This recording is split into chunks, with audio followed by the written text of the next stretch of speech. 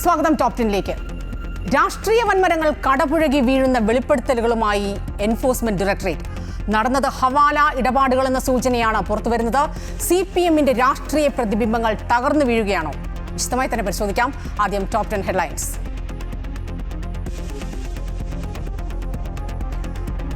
മാസപ്പടി കേസിലെ ED റെയ്ഡിൽ നിർണായക തെളിവുകളെന്ന ED ഡയറികളിൽ വ്യക്തികളുടെ പേരും 20 കോടിയുടെ കണക്കുകളും ദുബായിലേക്ക് 85 ലക്ഷം രൂപ അയച്ചുവെന്ന് കണ്ടെത്തൽ. കടുത്ത പ്രതിരോധത്തിലായി CPM. നിയമവിരുദ്ധമായി ഒന്നും കണ്ടെത്താനായില്ലെന്നും അടിസ്ഥാനരഹിതമായ പ്രചാരണങ്ങളെ നിയമപരമായി നേരിടുമെന്നും മുഹമ്മദ് റിയാസ് MLA. മുഹമ്മദ് റിയാസിലേക്ക് അന്വേഷണം എത്തിച്ച് രാഷ്ട്രീയ പകപോക്കലിന് നീക്കമെന്ന് MV ഗോവിന്ദൻ.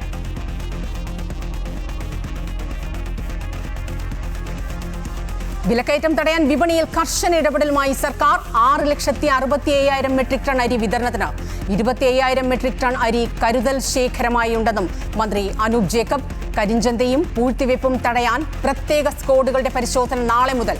ഓണക്കിറ്റുകളുടെ വിതരണത്തിൽ കാലതാമസം ഉണ്ടായിട്ടില്ലെന്നും മന്ത്രി അമൃത വാർത്തകളോട്.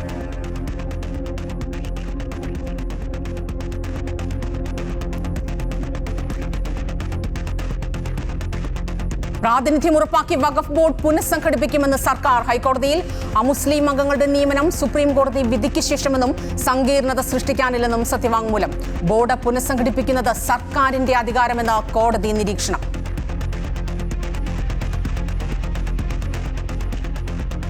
സംസ്ഥാനത്തെ ഏറ്റവും വലിയ സിന്തറ്റിക് മയക്കുമരുന്ന് വേട്ടയായ പന്തീരാങ്കാവ് MDMA കേസിൽ നിർണായക വെളിപ്പെടുത്തലുമായി എക്സൈസ് ഉദ്യോഗസ്ഥർ.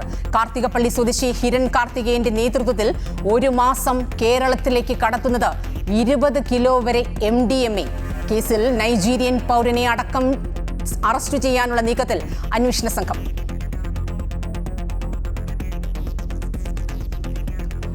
വയോജനങ്ങളുടെ ഒറ്റപ്പെടൽ ഒഴിവാക്കാൻ രൂപീകരിച്ച പകൽ വീടുകൾ പലയിടത്തും അവഗണനയിൽ. പകൽ വീടുകളുടെ പ്രവർത്തനം അടിസ്ഥാന സൗകര്യങ്ങൾ പോലും ഇല്ലാതെ താളം തെറ്റിയ നിലയിൽ.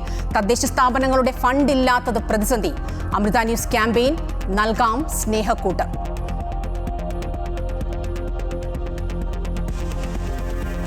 ആലപ്പുഴ കരുവാറ്റയിൽ വയോധികന്റെ കൊലപാതകവുമായി ബന്ധപ്പെട്ട ചോദ്യം ചെയ്യലിനിടെ കുടുംബത്തെ പറ്റിയുള്ള പരാമർശങ്ങളിൽ പൊട്ടിക്കരഞ്ഞ് പ്രതിയായ 13-കാരി.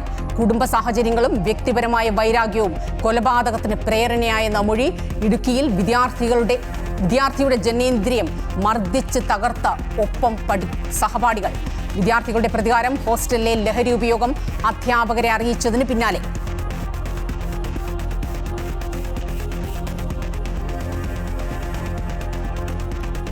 കാസർഗോഡ് ജില്ലയിൽ എയിംസ് സ്ഥാപിക്കുവാൻ പെരിയ പ്ലാന്റേഷൻ കോർപ്പറേഷന്റെ ഭൂമി ഏറ്റവും അനുയോജ്യമെന്ന് ജില്ലാ കളക്ടറുടെ റിപ്പോർട്ട്. 274 ഏക്കർ ഭൂമി അനുയോജ്യമെന്ന പ്രപ്പോസൽ ആരോഗ്യ വകുപ്പ് സെക്രട്ടറിക്ക് കൈമാറി. എൻഡോസൾഫാൻ ദുരിതബാധിതർ നേരിടുന്ന ചികിത്സാ വെല്ലുവിളികളടക്കം റിപ്പോർട്ടിൽ.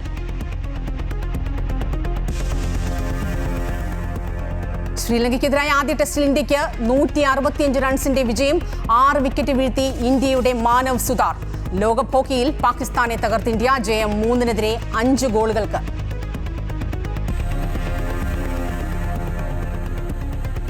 ശബരിമല സ്വർണ്ണ കവർച്ചാ കേസിൽ ദേവസ്വം ബോർഡ് മുൻ പ്രസിഡന്റ് PS പ്രശാന്തിനും A അജികുമാറിനുമെതിരെ ശക്തമായ തെളിവുകളുമായി പ്രോസിക്യൂഷൻ. ഉണ്ണികൃഷ്ണൻ പോറ്റിയുമായി ദുരൂഹ ബന്ധം വ്യക്തമാക്കുന്ന രേഖകൾ കോടതിയിൽ ഹാജരാക്കി. PS പ്രശാന്തിനെയും A അജികുമാറിനെയും സെപ്റ്റംബർ 1 വരെ റിമാൻഡ് ചെയ്ത് വിജിലൻസ് കോടതി.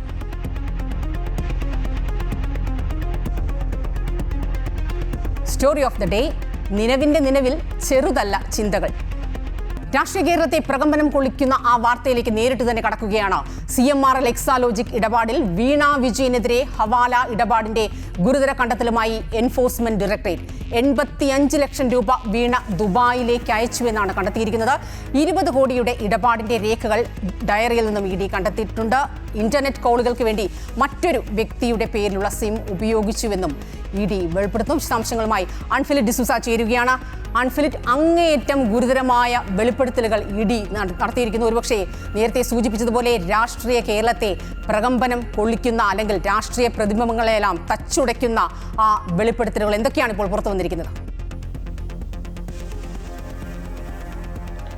തീർച്ചയായും സ്വപ്ന, അതീവ നിർണായകമായ അതീവ ഗൗരവമായ വെളിപ്പെടുത്തലുകൾ തന്നെയാണ് ഇഡിയുടെ ഭാഗത്തു നിന്നുണ്ടാകുന്നത്. ഒരു വെളിപ്പെടുത്തൽ എന്നതിനപ്പുറത്തേക്ക് ഇഡി ഒരു റിലീസായി ഇതൊക്കെ തന്നെ പുറത്തുവിട്ടിരിക്കുന്നതാണ് ഏറ്റവും എടുത്തു പറയേണ്ടത്. ഈ രേഖകളോ അല്ലെങ്കിൽ ഇപ്പോൾ പുറത്തു വന്ന വിവരങ്ങളോ ഒന്നും തന്നെ ഏതെങ്കിലും ഒരു സോഴ്സിന്റെ ഭാഗത്തു നിന്നുണ്ടായതല്ല. ഇത് കൃത്യമായി ഔദ്യോഗിക രേഖ എന്ന രീതിയിൽ ഔദ്യോഗികമായ ഒരു വാർത്താക്കുറിപ്പിലൂടെ അല്ലെങ്കിൽ റിലീസിലൂടെ ഇഡി പുറത്തുവിട്ടിരിക്കുകയാണ്. അതിലാണ് ഏറ്റവും നിർണായകമായ വീണ വിജയനെതിരെ കണ്ടെത്തിയ തെളിവുകളാണ്, ഏറ്റവും ഗുരുതരമായ തെളിവുകൾ ഉൾപ്പെടെയുള്ള രേഖകളാണ്, അതിന്റെ വിശദാംശങ്ങളാണ് ഇഡി ഇപ്പോൾ പുറത്തുവിട്ടിരിക്കുന്നത്. നമുക്കറിയാം, ഈ വീണയുടെ വീട്ടിൽ മെയ് 27-ാം തീയതിയാണ് തിരുവനന്തപുരത്ത് വീണ വിജയന്റെ വസതിയിൽ റെയ്ഡ് നടത്തിയത്. അന്ന് തന്നെ ഏറ്റവും പ്രധാനപ്പെട്ട ഒരു ഡയറി കണ്ടെത്തിയെന്ന് നമ്മളൊക്കെ വാർത്ത കൊടുത്തതാണ്. ആ ഡയറിയിൽ നിന്നുള്ള വിശദാംശങ്ങളുടെ അടിസ്ഥാനത്തിലാണ് അതിന്റെ പിന്നാമ്പുറങ്ങൾ തേടി ഇഡി പരിശോധന നടത്തിയതിന്റെ ഭാഗമായാണ് കഴിഞ്ഞ ദിവസങ്ങളിൽ കോഴിക്കോട് കേന്ദ്രീകരിച്ച് റെയ്ഡ് നടത്തിയത്. അപ്പോൾ കോഴിക്കോട് കഴിഞ്ഞ ദിവസങ്ങൾ നടത്തിയ റെയ്ഡും അന്ന് വീണ വിജയന്റെ വീട്ടിൽ നടത്തിയ റെയ്ഡിൽ നിന്നുള്ള വിശദാംശങ്ങൾ അല്ലെങ്കിൽ അതെല്ലാം കൂടി ക്രോഡീകരിച്ചുകൊണ്ടാണ് ഇത്തരത്തിലുള്ള കണ്ടെത്തലുകളിലേക്ക് ഇഡി കടന്നിരിക്കുന്നത്. അതിന്റെ ഭാഗമായാണ് ഇഡി ഈ വിവരങ്ങളൊക്കെ ഒരു വാർത്താക്കുറിപ്പിലൂടെ റിലീസായി പുറത്തുവിട്ടിരിക്കുന്നത്. ഏറ്റവും ഞെട്ടിക്കുന്ന കണ്ടെത്തലുകളാണ് ഇഡിയുടെ ഭാഗത്തുനിന്നുണ്ടായിരിക്കുന്നത്. അതിൽ വീണ വിജയൻ നമ്മൾ ഇത്രയും നാൾ പറഞ്ഞത് അനധികൃതമായി CMRL സേവനമൊന്നും നൽകാതെ ഇടപാടുകൾ നടത്തിയെന്നാണ്. അതൊരു 2.78 ലക്ഷം 2.78 കോടിയുടെ കണക്കുകൾ മാത്രമാണ് അപ്പോഴും പുറത്തു വന്നത്. ഇതിനപ്പുറത്തേക്ക് ഇഡിയുടെ കണ്ടെത്തലുകൾ രേഖകളെന്ന് മനസ്സിലാക്കുന്നത് ഹവാല ഇടപാടുകൾ വരെ വീണ നടത്തിയിട്ടുണ്ടെന്നാണ്. 85 ലക്ഷം രൂപയാണ് വീണ ദുബായിലേക്ക് അയച്ചത്. 20 കോടിയുടെ ഇടപാടുകൾ വീണ നടത്തിയിരുന്നു. ഇതൊക്കെ ആദ്യം വീണയുടെ വീട്ടിൽ നടത്തിയ റെയ്ഡിൽ കണ്ടെത്തിയ ആ ഡയറിയുടെ ആദ്യത്തെ 9 പേജുകൾ 1 മുതൽ 9 വരെയുടെ പേജുകൾ ഏറ്റവും നിർണായകമാണെന്ന് അന്ന് തന്നെ ഇഡി പറഞ്ഞിരുന്നു. ആ രേഖകളുടെ ആ ഡയറിയിൽ വീണ കൈകൊണ്ട് എഴുതിയ ചില കണക്കുകൾ, ആ കണക്കുകളുടെ ഇത് ആരൊക്കെയാണ് ഏതൊക്കെയാണ് എന്നുള്ളത് സംബന്ധിച്ചാണ് ഇപ്പോൾ കോഴിക്കോട് ഭാഗത്ത് റെയ്ഡ് നടത്തിയത്. ആ റെയ്ഡിൽ നിന്ന് കണ്ടെത്തിയ വിവരങ്ങൾ പ്രകാരമാണ് 85 ലക്ഷം രൂപയോളം ഹവാല ഇടപാട് നടത്തി ദുബായിലേക്ക് ഈ പണമൊക്കെ അയച്ചിട്ടുണ്ട്. അതോടൊപ്പം തന്നെ 20 കോടിയോളം ഇടപാടുകൾ നടന്നു. ഈ 20 കോടിയോളം ഇടപാടെന്ന് പറയുമ്പോൾ CMRലുമായി ബന്ധപ്പെട്ട് നടന്നത് 2.78 ലക്ഷം കോടിയാണ്.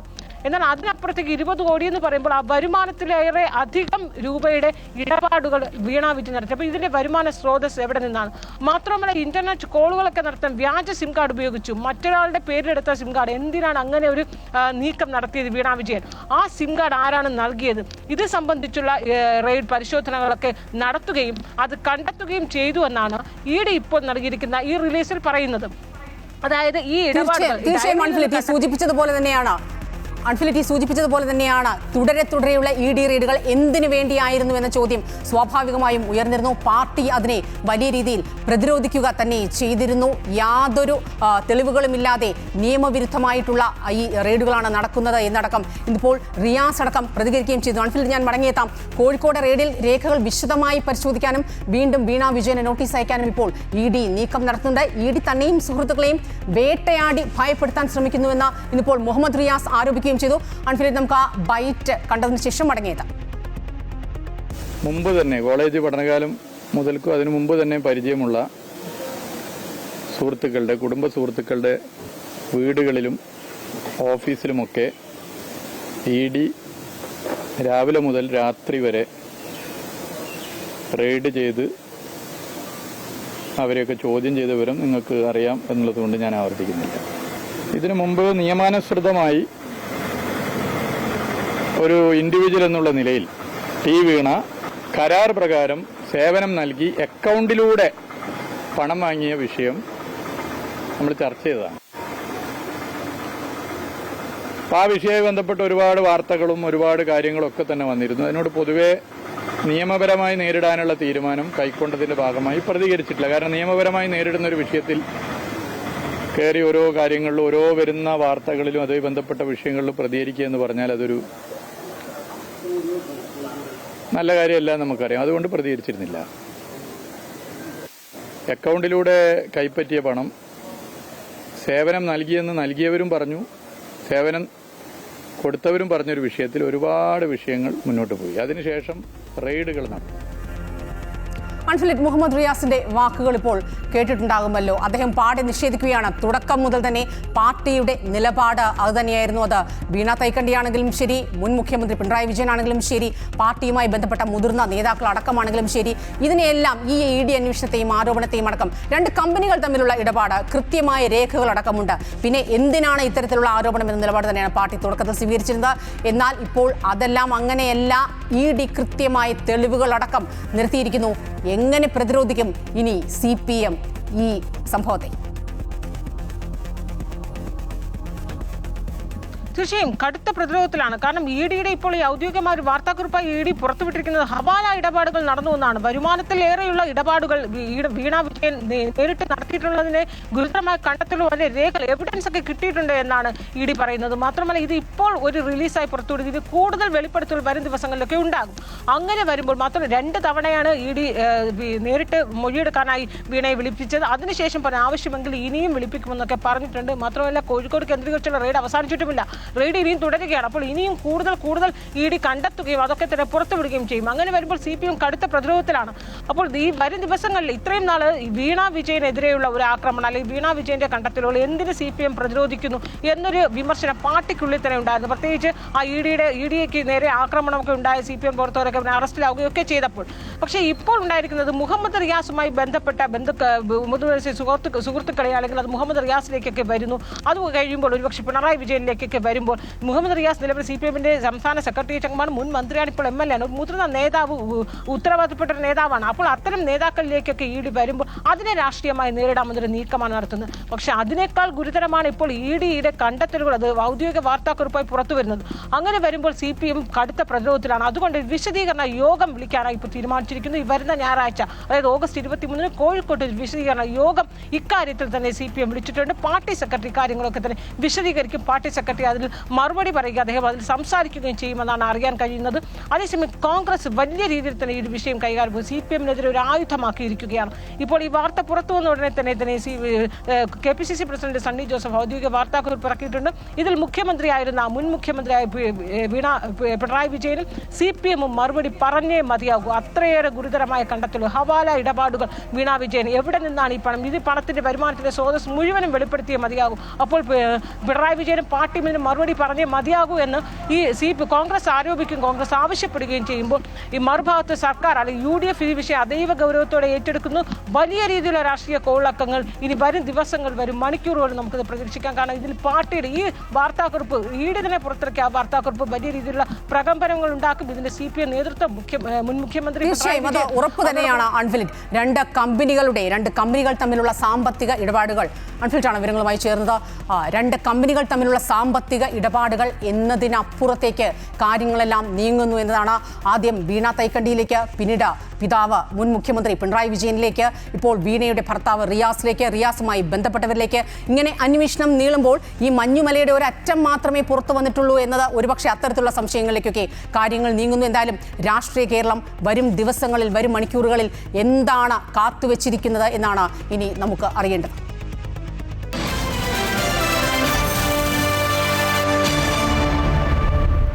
വിലക്കയറ്റം ഒരു രക്ഷയില്ലാതെ തുടരുമ്പോൾ വിപണിയിൽ കർശന ഇടപെടലുകളുമായി സർക്കാർ ഇറങ്ങുകയാണ്. 6,65,000 മെട്രിക് ടൺ അരി വിതരണത്തിനെത്തിയിരിക്കുന്നു. 25,000 മെട്രിക് ടൺ അരി കരുതൽ ശേഖരമായി ഉണ്ട് എന്നും മന്ത്രി അനൂപ് ജേക്കബ് പറയുകയാണ്. കരിഞ്ചന്തയും പൂഴ്ത്തിവെപ്പും തടയാൻ പ്രത്യേക സ്ക്വാഡുകൾ നാളെ മുതൽ പരിശോധന തുടങ്ങും. ഓണക്കിറ്റുകളുടെ വിതരണത്തിൽ കാലതാമസം ഉണ്ടായിട്ടില്ല എന്നും മന്ത്രി അമൃത വാർത്തകളോട് പ്രതികരിച്ചു. VD സതീശൻ സർക്കാർ അധികാരമേറ്റെടുത്തതിന് തൊട്ടു പിന്നാലെയാണ് ഓണമെത്തിയത്. അതിനു മുമ്പേ വിപണിയിൽ വിലക്കയറ്റം രൂക്ഷമായി. വിലക്കയറ്റം പിടിച്ചു നിർത്തുന്നതിനൊപ്പം ഓണവിപണിയിൽ സാധനങ്ങളുടെ ദൗർലഭ്യം ഉണ്ടാകാതിരിക്കാൻ കർശന നടപടികളാണ് ഭക്ഷ്യ സിവിൽ സപ്ലൈസ് വകുപ്പ് സ്വീകരിച്ചിരിക്കുന്നത്. അരിയുടെ വില നിയന്ത്രിക്കാൻ 1,65,000 മെട്രിക് ടൺ അരി സംസ്ഥാനത്തേക്ക് എത്തിച്ചു. 13 ഇനം സബ്സിഡി സാധനങ്ങൾ ഓണഫെയറുകളിലും മാവേലി സ്റ്റോറുകളിലും സപ്ലൈകോകളിലും വിതരണം തുടരുകയാണ്. കരിഞ്ചന്തയും പൂഴ്ത്തിവെപ്പും തടയാൻ കർശന പരിശോധന നാളെ മുതൽ ആരംഭിക്കുമെന്നും മന്ത്രി അനൂപ് ജേക്കബ് പറഞ്ഞു. അടുത്ത 3-4 ദിവസം വളരെ കർശനമായ പരിശോധന സംവിധാനങ്ങൾ ഏകീകരിച്ച് കൊണ്ടുവരാനുള്ള തീരുമാനമെടുത്തിട്ടുണ്ട്. എവിടെയെങ്കിലും ഏതെങ്കിലും തരത്തിലുള്ള കരിഞ്ചന്ത, പൂഴ്ത്തിവെപ്പ് അങ്ങനെയൊക്കെയുള്ള സാഹചര്യം വളരെ കർശനമായ നടപടികൾ സ്വീകരിക്കാൻ നിർദ്ദേശം നൽകുന്നു. കളക്ടർമാരുടെ നേതൃത്വത്തിൽ പ്രത്യേക സ്ക്വാഡുകൾ രൂപീകരിച്ചു. അവർ വിപണി പരിശോധനയിലേക്ക് അവരിറങ്ങുകയാണ്. ഞങ്ങൾ 25,000 മെട്രിക് ടണ്ണും കൂടി ഞങ്ങൾ റിസർവ് വെച്ചിട്ടുണ്ട്. ഈ വിപണിയെ നിയന്ത്രിച്ച് നിർത്തുന്ന പരിശോധിച്ച് നിൽക്കുകയാണ്. ഇപ്പോൾ 1,65,000 സഫീഷ്യൻ്റാണ് ഈ ഓണക്കാലത്തേക്ക്. 25,000 എന്നാലും റിസർവ് കരുതിയിട്ടുണ്ട്. കാരണം ഇനിയും വില കൂടുവാണെങ്കിൽ കൂടുതൽ അലോട്ട്മെൻറ്റിന് വേണ്ടി. ഓണക്കിറ്റുകളുടെ വിതരണത്തിൽ ഒരു കാലതാമസവും വരുത്തിയിട്ടില്ല. 90% കിറ്റുകളും വിതരണത്തിന് എത്തിച്ചു കഴിഞ്ഞു. നാളെ ഇത് പൂർത്തിയാകും. കിറ്റിന് ഒരു കാലതാമസവും ഉണ്ടായിട്ടില്ല. കിറ്റ് വളരെ കൃത്യമായ നിലയിൽ വളരെ നേരത്തെ തന്നെ അഡ്വാൻസ് ചെയ്ത് കൊടുത്തു. ഇന്ന് ലേറ്റസ്റ്റ് കണക്കെടുത്തുകൊണ്ടാണ് ഞാൻ പറഞ്ഞത് 90% കിറ്റുകളും ഇന്ന് ബുധനാഴ്ച എല്ലാ കടകളിലും വിതരണത്തിലേക്ക് എത്തി. ഏതാണ്ട് 1 ലക്ഷത്തിന് മേൽ കിറ്റ്, 1.25 ലക്ഷത്തോളം കിറ്റുകൾ ഇപ്പോൾ അവയിലാക്കി കഴിഞ്ഞു ഇന്ന് ഉച്ചത്തെ കണക്കനുസരിച്ച്. ഓണക്കാലം കഴിഞ്ഞാലും ജനങ്ങൾക്കിടയിൽ ഏറെ സ്വീകാര്യതയുള്ള ആന്ധ്രയിൽ നിന്നുള്ള OMSS അരിയുടെ വിതരണം തുടരുമെന്നും അനൂപ് ജേക്കബ് അറിയിച്ചു. അമൃത ന്യൂസ്, തിരുവനന്തപുരം.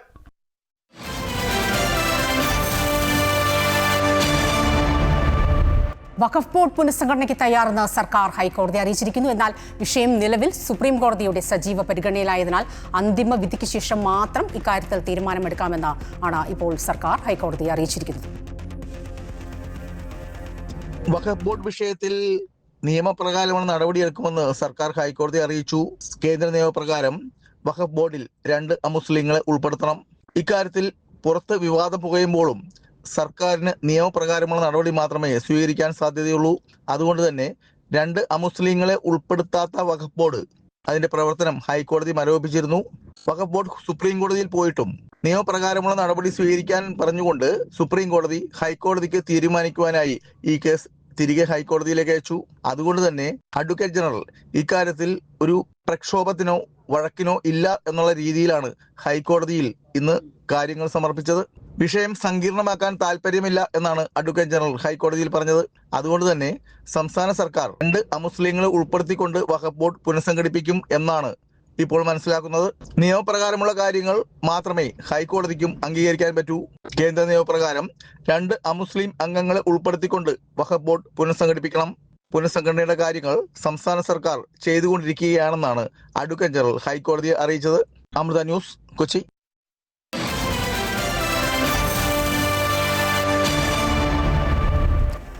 കേരളത്തിലെ ഏറ്റവും വലിയ സിന്തറ്റിക് മയക്കുമരുന്ന് വേട്ടയായ പന്തീരാങ്കാവ് MDMA കേസിൽ നിർണായക വെളിപ്പെടുത്തലുമായി എക്സൈസ് ഉദ്യോഗസ്ഥർ രംഗത്തെത്തിയിരിക്കുകയാണ്. കാർത്തികപ്പള്ളി സ്വദേശി ഹിരൺ കാർത്തികേയന്റെ നേതൃത്വത്തിൽ 1 മാസം 5 മുതൽ 20 കിലോ വരെ MDMA കേരളത്തിലേക്ക് കടത്തുന്നു എന്ന വിവരമാണ് പുറത്തുവരുന്നത്. കേസിലെ പ്രധാന കണ്ണികളായ നൈജീരിയൻ പൗരൻ ഇമ്മാനുവൽ അഫാം ഉൾപ്പെടെ ഇനിയും കൂടുതൽ പ്രതികളെ അറസ്റ്റ് ചെയ്യാനുള്ള നീക്കത്തിലാണ് അന്വേഷണ സംഘം.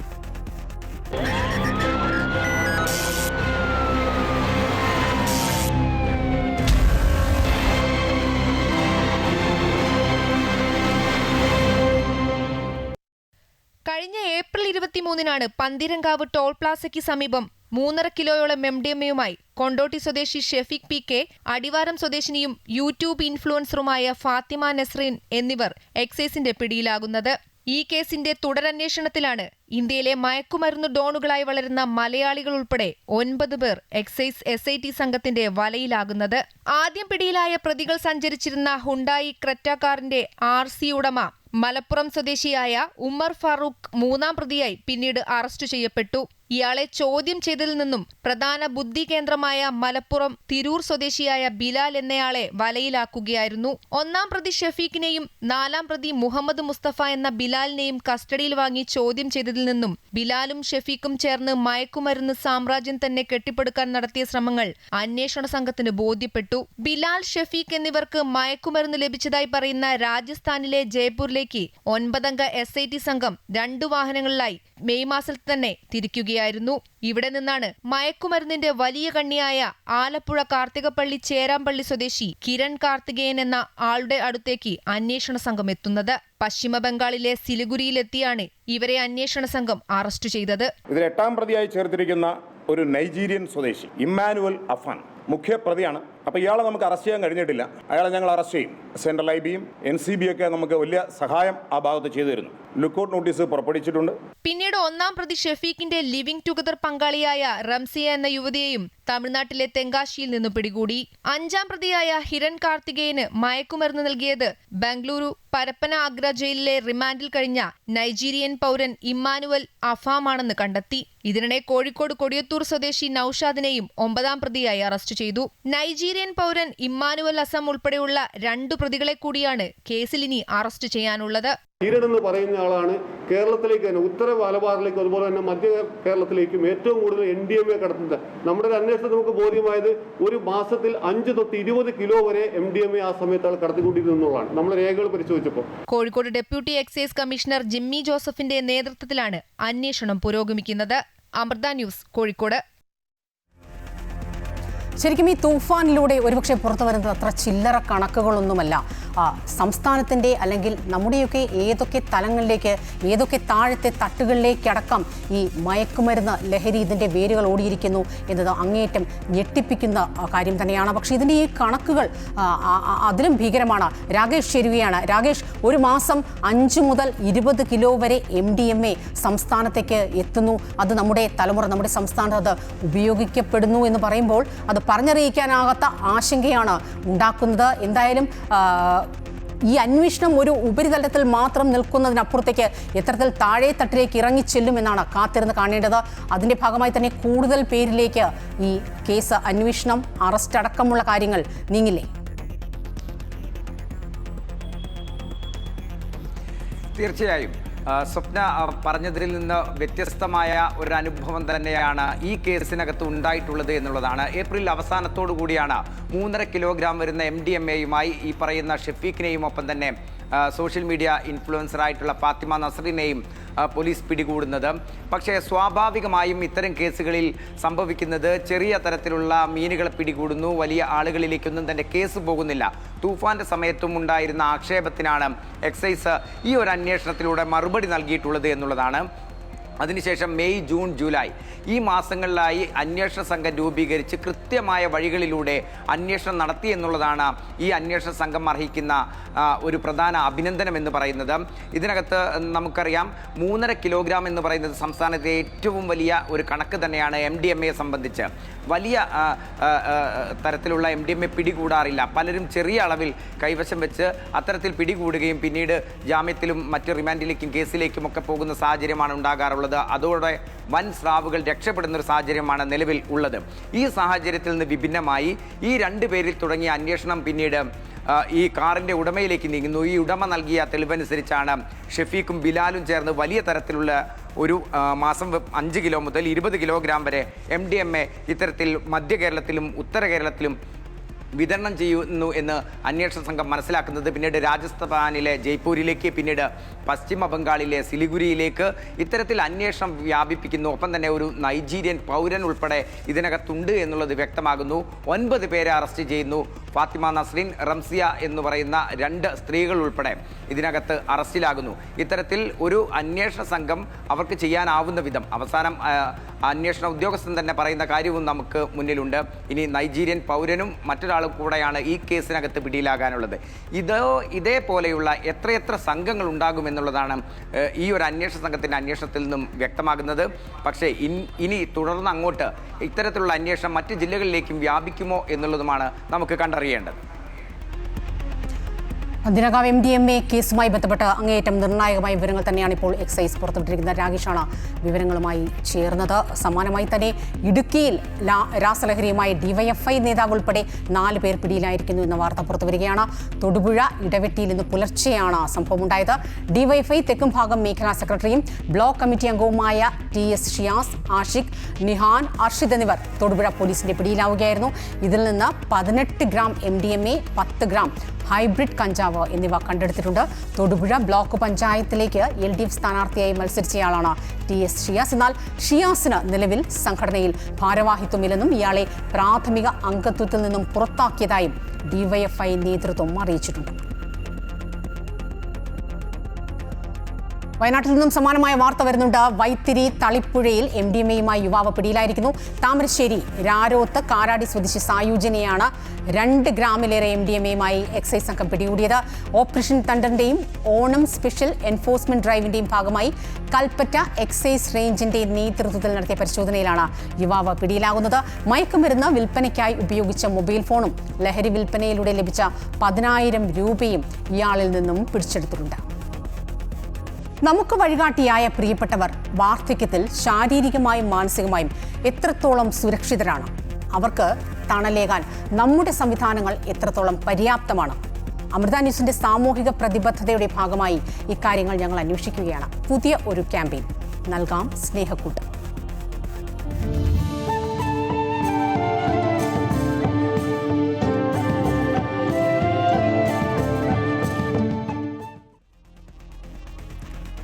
പ്രായമായവരുടെ ഒറ്റപ്പെടൽ ഒഴിവാക്കാനും അവരുടെ സന്തോഷത്തിനുമായി രൂപീകരിച്ച പകൽ വീടുകൾ ഇപ്പോൾ പലയിടത്തും അവഗണനയിലാണ്. പത്തനംതിട്ട നാരങ്ങാനം പഞ്ചായത്തിലെ കടമ്പനിട്ടയിൽ പ്രവർത്തിക്കുന്ന പകൽ വീട് അടിസ്ഥാന സൗകര്യങ്ങൾ പോലുമില്ലാതെ നട്ടം തിരിയുന്നു.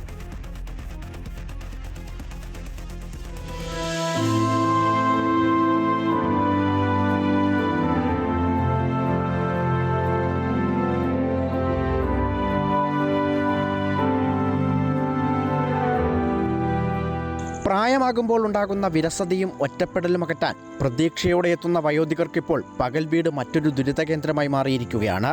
പത്തനംതിട്ട നാരങ്ങാനം പഞ്ചായത്തിലെ 8ാം വാർഡിൽ കടമനട്ടയിൽ പ്രവർത്തിക്കുന്ന പകൽ വീടാണ് പരാധീനതകളുടെ നടുവിൽ കഴിയുന്നത്. 75ലധികം ആളുകൾ രജിസ്റ്റർ ചെയ്തിട്ടുണ്ടെങ്കിലും നിലവിൽ 10-12 പേർ മാത്രമാണ് ദിവസവും ഇവിടെ എത്തുന്നത്. രാവിലെ 10 മണി മുതൽ വൈകിട്ട് 4 മണി വരെയാണ് പ്രവർത്തന സമയം. എത്തുന്ന വയോധികർക്ക് മണിക്കൂറുകളോളം കസേരകളിൽ തന്നെ ഇരിക്കേണ്ട അവസ്ഥയാണ്. പ്രായത്തിൻ്റെ അവശത മൂലം ഒന്ന് വിശ്രമിക്കാനോ കിടക്കാനോ സൗകര്യമില്ല. അതിന് വേണ്ടുന്ന ആഹാരങ്ങൾ ഞങ്ങൾക്ക് കൃത്യസമയത്തൊക്കെ കിട്ടുക, വെള്ളം, അതുപോലെ ഇരിപ്പിടത്തിൻ്റെ ഇരുന്ന് ആഹാരവും കഴിക്കുന്നതിനുള്ള, ഒന്ന് വയ്യാതെ വന്നാൽ അവിടെ കിടക്കുന്നതിനുള്ള ഒരു സൗകര്യം, മാറി അങ്ങോട്ട് നമുക്കൊന്ന് നടക്കാനും ഇരിക്കാനൊക്കെയുള്ള സൗകര്യക്കുറവുകളുണ്ട്. മേൽക്കൂര പൂർണ്ണമായും ടിൻഷീറ്റായതിനാൽ വേനൽക്കാലത്ത് കടുത്ത ചൂടാണ് അനുഭവപ്പെടുന്നത്. മഴക്കാലത്ത് കെട്ടിടം ചോർന്നൊലിക്കുകയും ചെയ്യും. ഒത്തുചേരാനും സങ്കടങ്ങൾ പങ്കുവെക്കാനും എത്തുന്ന ഇവർ ദുരിതം സഹിച്ചാണ് ഇവിടെ സമയം തള്ളി നീക്കുന്നത്. ഞങ്ങളെല്ലാം കൂടെ കൂടി ഒരു സന്തോഷകരമായിട്ട് ഇങ്ങനെ പോയിക്കൊണ്ടിരിക്കുന്നു. പക്ഷേ ഞങ്ങൾക്ക് ചില സമയങ്ങളിൽ ആഹാരമില്ല. മഴ പെയ്തെങ്കിൽ ഞാൻ വയ്യാത്തവന് ഒരു കാലും ഒരു കൈക്കും സ്വാതന്ത്ര്യം ഇല്ലാത്തതുകൊണ്ട് കൈ കഴുകാനൊക്കെ ഭയങ്കര ബുദ്ധിമുട്ടാണ്. പഞ്ചായത്തിൽ നിന്നും കൃത്യമായി ഫണ്ട് അനുവദിക്കാത്തതാണ് ഈ അവസ്ഥയ്ക്ക് കാരണം. ഉച്ചഭക്ഷണം ഹോട്ടലിൽ നിന്നാണ് എത്തിക്കുന്നത്. എന്നാൽ മാസങ്ങളായി ഹോട്ടലുകാർക്ക് നൽകാനുള്ള പണം കുടിശ്ശികയാണ്. ഇതോടൊപ്പം പകൽ വീട്ടിലെ ജീവനക്കാരിക്കും മാസങ്ങളായി ശമ്പളം ലഭിച്ചിട്ടില്ല. വേസ്റ്റുകളെല്ലാം കൊണ്ട് കളയാനുള്ള സൗകര്യമില്ല. പിന്നെ ഞങ്ങൾക്ക് ഇവിടെ ആഹാരം സമയത്ത് കിട്ടുന്നില്ല. പിന്നെ അതുപോലെ തന്നെ ഞങ്ങളെ നോക്കാനായിട്ട് ഒരാളിരിക്കുന്ന ആളിന് ശമ്പളം പോലും കിട്ടാതെ കിടന്ന് കറങ്ങിക്കൊണ്ടിരിക്കുകയാണ്. ഉടൻ ശരിയാകുമെന്ന സ്ഥിരം മറുപടി മാത്രമാണ് പഞ്ചായത്ത് അധികൃതരിൽ നിന്നും ലഭിക്കുന്നത്. കെട്ടിടത്തിൻ്റെ വിസ്തൃതി കൂട്ടുക, ടിൻഷീറ്റ് മാറ്റുക, കിടക്കാൻ കട്ടിലുകളും കൃത്യമായ ഭക്ഷണവും സജ്ജമാക്കുക എന്നിവയാണ് അടിയന്തരമായി നടപ്പിലാക്കേണ്ടത്. അമൃത ന്യൂസ്, പത്തനംതിട്ട. കണ്ണൻ ദേവൻ ചേരുന്നു. ശരിക്കും അവിടെ എന്താണ് സംഭവിച്ചത്? ആരുടെ ഭാഗത്താണ് വീഴ്ച? ഇതൊക്കെ നമുക്ക് അറിയേണ്ടതുണ്ട്. നമുക്കറിയാം, ഈ പ്രായമാകുമ്പോഴുണ്ടാകുന്ന വിരസത, ഒറ്റപ്പെടൽ, ഇതൊക്കെ അകറ്റാൻ പ്രതീക്ഷയോടെയാണ് ഈ വയോധികർ ഒരുപക്ഷെ ഈ പകൽ വീടുകളിലേക്കൊക്കെ എത്തുന്നത്. പക്ഷേ അവിടെ എന്താണ് സംഭവിക്കുന്നത് എന്നതിൻ്റെ ഒരു നേർക്കാഴ്ചയാണ് നമ്മളിപ്പോൾ കണ്ടത്. അടിസ്ഥാന സൗകര്യങ്ങൾ പോലും ഒരുക്കാൻ സർക്കാർ സംവിധാനങ്ങൾക്കാകുന്നില്ല എന്ന് പറയുമ്പോൾ, കണ്ണൻ ഈ പറഞ്ഞതുപോലെ അടിസ്ഥാന സൗകര്യങ്ങൾ ഒരുക്കുന്നില്ല, സർക്കാർ സംവിധാനങ്ങൾക്കാകുന്നില്ല എന്ന് പറയുമ്പോൾ ഏതു ഭാഗത്ത് എവിടെ എങ്ങനെയാണ് ഈ വീഴ്ച സംഭവിക്കുന്നത്? അതേ സ്വപ്ന, പ്രായമാകുമ്പോൾ ഉണ്ടാകുന്ന വിരസതയും അതുപോലെ ഏകാന്തതയും ഒഴിവാക്കാനാണ് ഇത്തരത്തിൽ പകൽ വീടുകളിലേക്ക് പ്രായമായവർ എത്തുന്നത്. പക്ഷേ പകൽ വീടുകളിലെ അവരുടെ ആ ഒരു ദിവസം ചിലവിടുന്നത് വളരെ ദുരിതപൂർണ്ണമായി ആയിട്ടാണ് എന്ന് തന്നെ വേണമെങ്കിൽ പറയാം. കാരണം പല പകൽ വീടുകളിലും ആവശ്യത്തിന് സൗകര്യങ്ങളില്ല. ഇവരെല്ലാം വൃദ്ധരാണ് എന്നതാണ് പ്രധാന കാര്യം. അവർക്കൊക്കെ രാവിലെ മുതൽ വൈകുന്നേരം വരെ വന്നാൽ അവിടെ ഒരിടത്ത് മാത്രം ഇരിക്കാൻ സാധിക്കില്ല. പല പകൽ വീടുകളുടെയും അവസ്ഥ എന്ന് പറയുന്നത് ഒരു കസേര മാത്രം ഈ വൃദ്ധർക്ക് കൊടുക്കുന്നു എന്നതുള്ളതാണ്. പലർക്കും ഈ പ്രായാധിക്യം മൂലമുണ്ടാകുന്ന അവശതകളൊക്കെ ഒന്ന് മാറാനും അല്ലെങ്കിൽ ഒരു ക്ഷീണം വന്നാലൊന്ന് കിടക്കാൻ ഒരു കട്ടിലോ മറ്റ് സൗകര്യങ്ങളോ ഇല്ല എന്നതാണ് പ്രധാനമായും ഉള്ള ഒരു കാര്യം. മാത്രമല്ല പല പകൽ വീടുകളുടെയും അവസ്ഥ വളരെ മോശമാണ്. മഴയായാൽ വളരെയധികം ചോർന്നൊലിച്ച് വെള്ളം നിറയുന്ന ഒരവസ്ഥ പലയിടത്തുമുണ്ട്. അതല്ലെങ്കിൽ ചൂടാണെങ്കിൽ ടിൻഷീറ്റ് പോലെയുള്ള മേൽക്കൂര ഉണ്ടായതുകൊണ്ട് തന്നെ അവിടെയൊക്കെ വലിയ രീതിയിലുള്ള ചൂട് അനുഭവപ്പെടുന്നുണ്ട്. പ്രായമായവരെ സംബന്ധിച്ച് ഇതൊക്കെ വലിയ ബുദ്ധിമുട്ടുകൾ ഉണ്ടാക്കുന്ന കാര്യങ്ങളാണ്. വീട്ടിലെ ഏകാന്തതയും അതുപോലെ വിരസതയും ഒക്കെ അകറ്റാൻ ഇവിടേക്ക് എത്തുന്നവർ വളരെ ദുരിതപൂർണ്ണമായി ഇവിടെ കഴിയേണ്ടി വരുന്നത് വളരെ പ്രത്യേകം എടുത്തു പറയേണ്ടതാണ്. മാത്രമല്ല ഇവരുടെ മറ്റൊരു കാര്യം, ഭക്ഷണം ഉൾപ്പെടെയുള്ള മറ്റ് അടിസ്ഥാന സൗകര്യങ്ങൾ, അവർക്ക് ഒരുക്കേണ്ട അടിസ്ഥാന സൗകര്യങ്ങൾ ഇല്ല എന്നുള്ളതാണ്. പലയിടത്തും ഈ തദ്ദേശ സ്ഥാപനങ്ങളാണ് ഈ പകൽ വീടുകൾ അതിന് നേതൃത്വത്തിലാണ് ഈ നടക്കുന്നത്. പകൽ വീടുകൾ ഈ തദ്ദേശ സ്ഥാപനങ്ങളുടെ നേതൃത്വത്തിലാണ് നടക്കുന്നത്. അവർ പലയിടത്തും ഈ ഭക്ഷണം ഉൾപ്പെടെ നൽകുന്നില്ല എന്നുള്ളതാണ്. പലയിടത്തും ഹോട്ടലുകാർക്ക് വലിയ തുക തന്നെ നൽകാനുണ്ട്. മാത്രമല്ല ഇവിടെ സേവനമനുഷ്ഠിക്കാൻ പഞ്ചായത്തിൻ്റെ അല്ലെങ്കിൽ നഗരസഭയുടെ ഭാഗത്തു നിന്നും ഒരു തദ്ദേശ സ്ഥാപനങ്ങളുടെ ഭാഗത്തു നിന്നും ഒരു പ്രതിനിധിയെ ഇവിടേക്ക് അയക്കാറുണ്ട്, ഇവിടെ സ്ഥിരമായി നിയമിക്കാറുണ്ട്. ഇവർക്ക് മാസങ്ങളായിട്ട് ശമ്പളം മുടങ്ങിക്കിടക്കുകയാണ്. പലർക്കും മാസങ്ങളായി ശമ്പളം കിട്ടുന്നില്ല എന്നുള്ള ഒരു പരാതിയുണ്ട്. അത്തരത്തിൽ വളരെ വിഷമകരമായ ഒരവസ്ഥയിലൂടെയാണ് ഈ പകൽ വീടുകളിലേക്ക് വരുന്ന വൃദ്ധജനങ്ങൾ ഉള്ളത്. ഇതൊക്കെ മാറേണ്ടതാണ്. നമുക്കറിയാം, പുതിയ വയോജന വകുപ്പ് ഉൾപ്പെടെ വന്നിട്ടും ഈ പുതിയ സർക്കാർ അധികാരത്തിൽ വന്ന് ഇത്രയും മാസങ്ങൾ കഴിഞ്ഞിട്ടും ഇവരുടെ ഈ ഒരു ദുരിതത്തിനൊന്നും ഒരു അവസാനം ഉണ്ടാകുന്നില്ല എന്നതാണ് പ്രധാനമായും ഉള്ള കാര്യം. ഇതിലൊക്കെ സർക്കാർ അടിയന്തരമായി ഇടപെടണമെന്നാണ് പലയിടത്തു നിന്നുള്ള ആവശ്യം. നമ്മളിപ്പോൾ കണ്ട നാരങ്ങാനത്തെ പകൽ വീട്ടിൽ പോലും ഇത്തരത്തിൽ വൃദ്ധജനങ്ങൾ അത്തരത്തിലുള്ള ആവശ്യങ്ങൾ തന്നെയാണ് മുന്നോട്ട് വയ്ക്കുന്നത്. സ്വപ്ന, ശരിക്കും ബന്ധപ്പെട്ടവരുടെ മുന്നിലേക്ക്, ഇത് കാണേണ്ടവരുടെ മുന്നിലേക്ക്, ഇത് കണ്ട നടപടി എടുക്കേണ്ടവരുടെ മുന്നിലേക്ക് ഞങ്ങൾ ഈ റിപ്പോർട്ട് സമർപ്പിക്കുകയാണ്. ജീവിത സായാഹ്നത്തിൽ ഇനി മറ്റൊന്നും പ്രതീക്ഷിക്കാനില്ലാത്ത ഈ സാഹചര്യത്തിൽ നമുക്ക് അവർക്ക് നൽകാൻ അതുമാത്രമേ ഉള്ളൂ, സ്നേഹക്കൂട്ടം.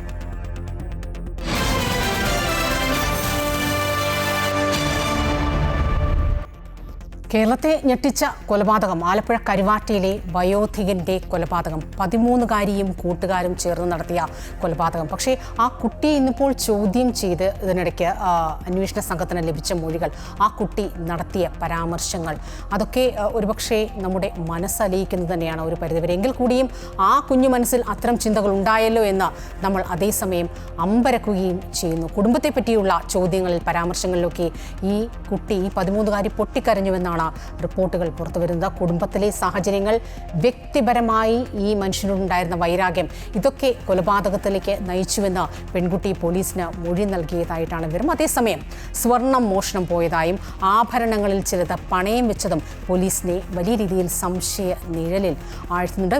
വിവരങ്ങളുമായി അജയ് ചേരുകയാണ്. അജയ്, ഈ സൂചിപ്പിച്ചതുപോലെ സിനിമാ കഥകളെയൊക്കെ വെല്ലുന്ന തരത്തിൽ ആസൂത്രണം ചെയ്ത ഒരു കൊലപാതകം. പക്ഷേ യഥാർത്ഥത്തിൽ അന്വേഷണ സംഘം പറയുന്നത് ഈ പെൺകുട്ടിയെ സഹായിച്ച ഈ ആൺകുട്ടികൾക്കെതിരെ, മുതിർന്നവർക്കെതിരെ ചുമത്തുന്ന ആ തരത്തിലുള്ള വകുപ്പുകൾ ചുമത്തി അല്ലെങ്കിൽ ശിക്ഷാ നടപടികളടക്കം സ്വീകരിക്കണമെന്നാണ്. പക്ഷേ എങ്കിൽ കൂടിയും ഇതിലേക്ക് ഏത് സാഹചര്യത്തിൽ ഈ പെൺകുട്ടി എത്തി, ആ മറ്റു കുട്ടികളുടെ സാഹചര്യങ്ങൾ എന്താണ് എന്നതടക്കം പോലീസ് അല്ലെങ്കിൽ അന്വേഷണ സംഘം വിശദമായി പരിശോധിക്കുമ്പോൾ എന്താണ് നമുക്ക് അറിയാൻ സാധിക്കുന്നത്? എവിടെയാണ് നമ്മുടെ സമൂഹത്തിനടക്കം വീഴ്ച പറ്റുന്നത്?